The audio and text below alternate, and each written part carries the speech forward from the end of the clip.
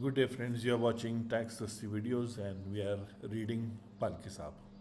A question that keeps on coming is that any benefit that the employee gets from his employer, is it taxable or not?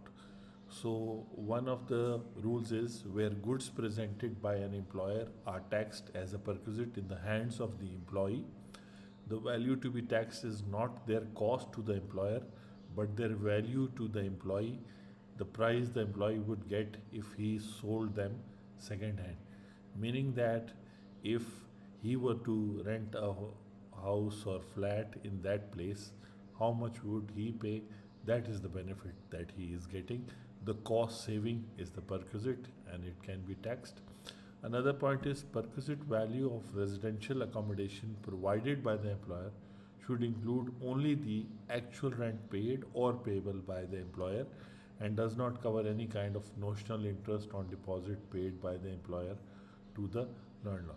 Meaning that if he were to, yani the employee were to rent a house, he would have to pay security to the landlord as well as the rent.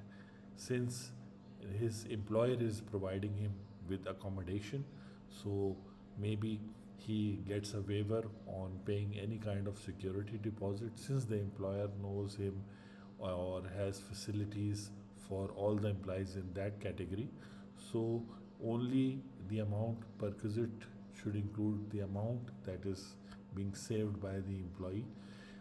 Normally, in Pakistani tax law, the fair market value is to be considered, but definitely these points of Palki Sahab can be considered when we are discussing in detail about value of rent-free accommodation or any perquisites.